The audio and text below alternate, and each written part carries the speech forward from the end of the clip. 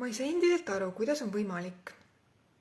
Selles mõttes, et meie ühiskond on hästi arenenud.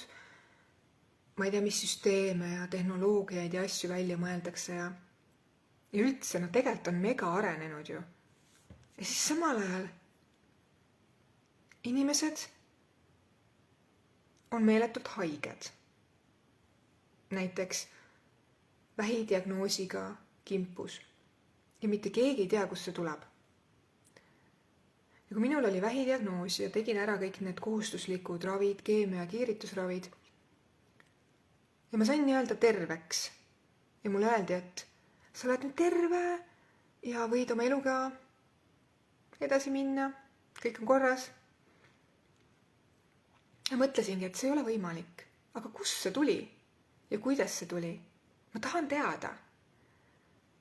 Ma mõtlengi, et kas teistel inimestel ei ole peas selliseid küsimusi. Kas nad ei ole mitte kunagi esitanud küsimusi, et kust see tuleb? Jah, meile öeldakse, et see on geenides, aga see on nii umbmäärane. See on nii umbmäärane. Paar päeva tagasi viisin ühe elektroonikaseadme parandusse. Kuna ta ei töötanud korralikult ja see parandaja ei jäta enne jonni, kui ta teada saab, kus on viga, kus on rike. Ta ei ütle, et ma ei tea, viska minema, vahet ei ole. Sellel tootjal ongi geenides see, et niisugused vead tulevad. No ei ole loogiline. Ja ma teadsin, et on juurpõhjus. Ma ei tea, kus ma teadsin, lihtsalt selline tugev sisetunne, selline tugev teadmine. Et vähihaigusel on juurpõhjus. Ja ma tahtsin hakata kaevama ja ma kaevasingi. Kaevasin selle välja. Ma ei jätnud jonni. Ma ei leppinud sellega, et mulle lihtsalt öeldi, et me ei tea, kus see tuleb. Sest kui keegi ei tea, kus see tuleb, siis kuidas ma saaksin seda vältida, et see mulle tagasi ei tuleks? Ja elektroonikaseadmes ka, et kui see viga näiteks ära parandatakse ja teada saadakse, siis ma tean ju, kuidas seda vältida, et see ei tekiks enam näiteks. Nii huvitav lugu, et kõiki muid asju osatakse parandada, leida need millimeetri täpsusega need detailid, kus on viga. Aga inimese süsteemis ei oska mitte keegi toimetada. Kõigil on, ei tea, pole õrna aimugi. Geenid, süüdistame kõiges geene või ma ei tea.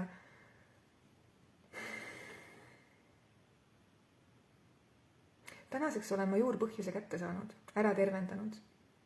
Ja ma olen ise selle leidnud.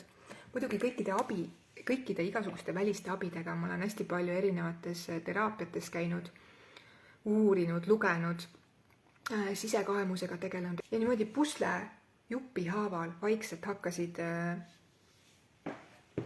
tulema sellised, ma hakkasin jõudma õigetesse kohtadesse. Ma teadsin, et ma ei ole veel kohal.